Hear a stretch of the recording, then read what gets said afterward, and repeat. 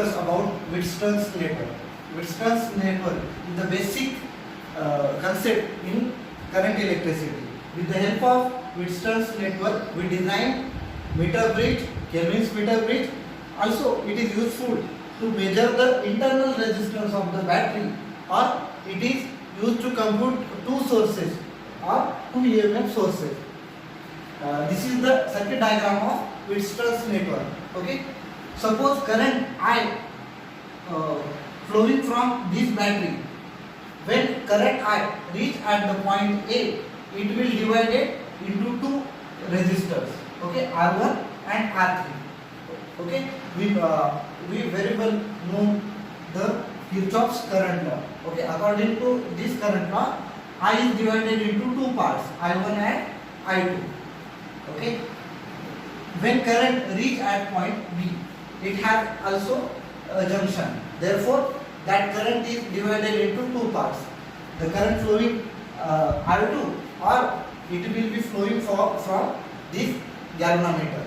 Also, when current reach at point D through R3 resistor, when it reach at this point, it has two options. Okay, either it is flowing in R4 or it is flowing in galvanometer. Okay. The battery is connected to voltages A and C. Therefore, A and C is called as battery arm because battery is connected between these 2 points. Similarly, the galvanometer is connected between points B and D. Therefore, this arm is called as galvanometer arm. यामध्ये balancing condition खूप महत्त्वाची आहे. Balancing condition म्हणजे काय? There will be no current flowing through galvanometer or V2D or D2V. So this condition is made important in to design the Wheatstone's network. Okay. When we मग galvanometer मधून जेव्हा current flow होणार नाही तेव्हा काय असेल? कधी फ्लो होणार नाही जेव्हा पोटेन्शियल ॲट पॉइंट बी आणि potential at point D will be same or will be equal to. Okay, मग आता potential point B and potential at point D is equal to is equal. This is the condition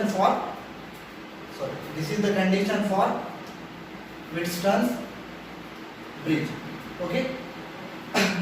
If this condition is satisfied, then there will be no current flowing through this galvanometer.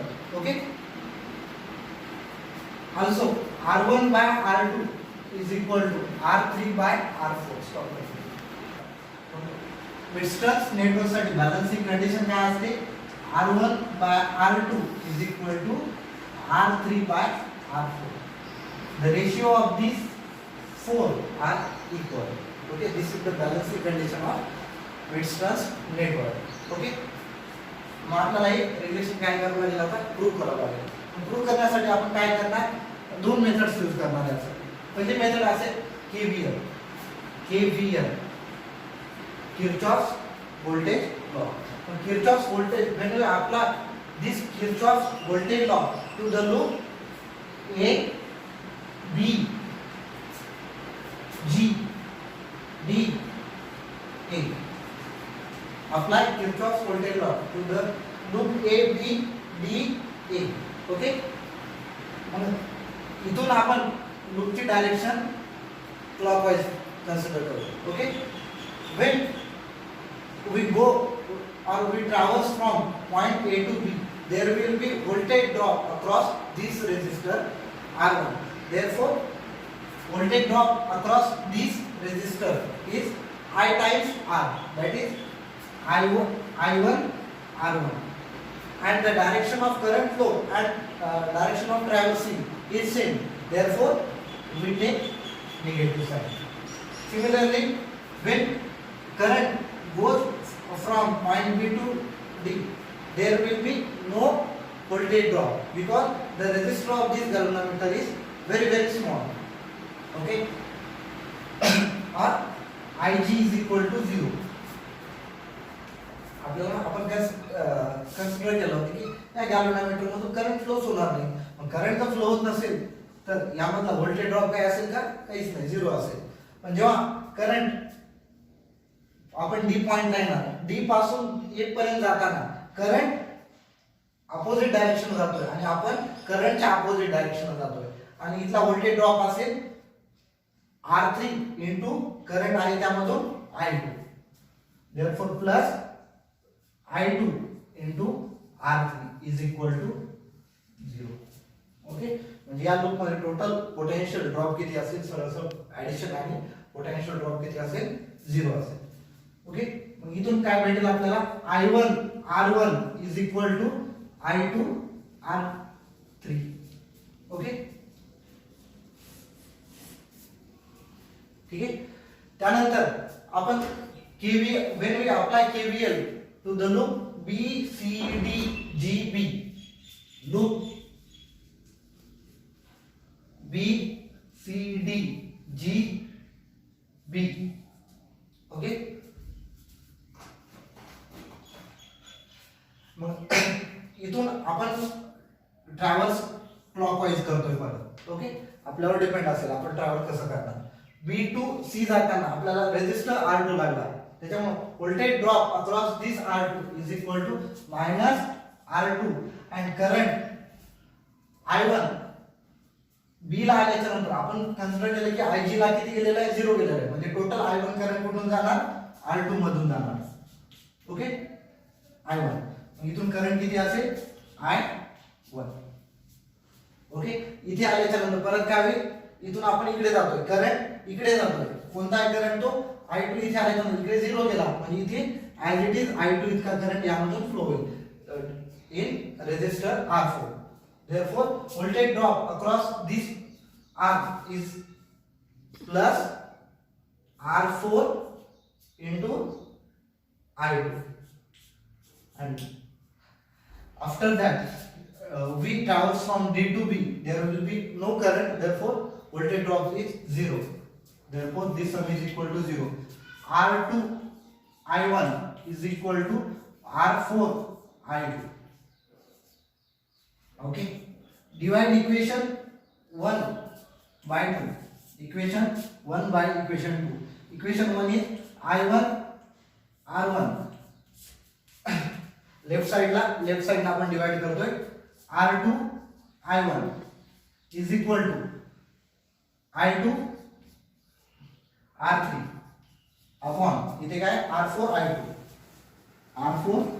I2. Therefore I1 get cancelled, I2 get cancelled. R1 by R2 is equal to R3 by R4. जेव्हा R1 आणि R2 is equal to R3 by R4 हे दोन ratio जेव्हा equal असतील तेव्हाच फक्त काय होईल? या गॅल्व्हनोमीटर मधून 0 करंट फ्लो होईल. ओके, त्यालाच म्हणतो आपण बॅलन्स कंडिशन.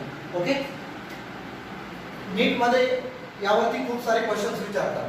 त्यामध्ये जर आपण गॅल्व्हनोमीटर आर्म आणि बॅटरी आर्म एकमेकांना काय केलं? आपण इंटरचेंज केलं, आणि त्याला म्हणतो आपण कॉन्जुगेट आर्म्स.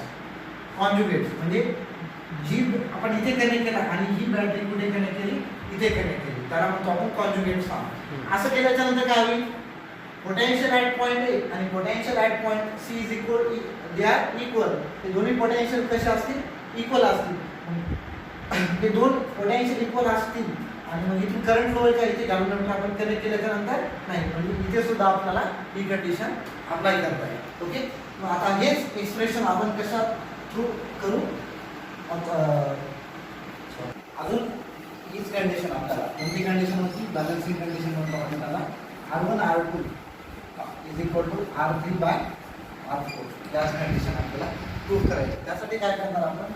आपल्याला माहिती आहे करंट इथून इथे फ्लोच व्हायचा नाही, म्हणजे potential at point B is equal to potential at point B is equal to B at B. माहिती आहे आपल्याला कंडिशन. ठीक आहे, मग आता BB is equal to BD ही कंडिशन आपल्याला आपण घेतलेली. ओके, आपण पहिल्या लूपचा विचार केला. BB is equal to BD कधी असेल? जेव्हा यामधून होणारा व्होल्टेज ड्रॉप आणि यामधून होणारा व्होल्टेज ड्रॉप जसं असेल इक्वल असेल, कारण हाच पॉईंट आपण दोन्हीला काय केलेलं आहे, कनेक्ट केलेलं आहे. म्हणजे इथे दोघांचं पोटेन्शियल काय असेल, सेम असेल. म्हणजे इथे सुद्धा दोघांनी काय केलं पाहिजे, या रेझिस्टरमधून सेम ड्रॉप केला पाहिजे. जेव्हा आपण पहिल्या लूपचा जेव्हा विचार करणार तेव्हा VB ला काय लिहिणार मी, R1 आणि यामध्ये करंट किती फ्लो होईल, I1. VD ला काय लिहिणार, या ब्रँच मध्ये होणारा व्होल्टेज ड्रॉप किती असेल तो I2 R. त्याला इक्वेशन नंबर परत आपण काय करणार. ओके. सिमिलरली जेव्हा आपण VB आणि VCD जेव्हा इक्वल पोटेन्शियलला असतो असं म्हणतात, म्हणजे हे दोन्ही पॉईंट काय केलेत आपण, निगेटिव्ह सेम पोटेन्शियलला कनेक्ट केलेले. म्हणजे यामधून आणि यामधून होणारा व्होल्टेज ड्रॉप कसा असायला पाहिजे, इक्वल असायला पाहिजे. कारण दोन्ही पण कुठे कनेक्ट केलेले आहे, निगेटिव्ह सेम टर्मिनल आपण कनेक्ट केलेले आहे. म्हणजे काय, I1 R2 is equal to R4 I2. आता या इक्वेशन 1 ने इक्वेशन 2 ला जेव्हा आपण डिवाइड करतो तेव्हा काय होईल, R1 I1 upon I1 R2 is equal to I2 R3 by R4 I2. काय होईल, I1 get cancelled, I2 get cancelled. Therefore our relation R1 by R2 is equal to R3 by R4. Hence our result is true. तर हे या कंडिशनवरती आपल्याला नेटचे काही problems आता बघायचे. अशा प्रकारे आपण विटस्टन्स नेटवर दोन वेगळ्या मेथड्सने प्रूव्ह केलेलं आहे आणि यावरती खूप सारे प्रॉब्लेम्स विचारले जाऊ शकतात. जसं R1 दिलेला असतो, R2 दिलेला असतो, R3 दिलेला असतो आणि R4 दिलेला असतो, तेव्हा तुम्हाला R4 काढायचा असतो. म्हणजे 4 मधलं कोणतं तरी एक रेझिस्टन्स स्किप करतात आणि ते आपल्याला काढायला लागतं.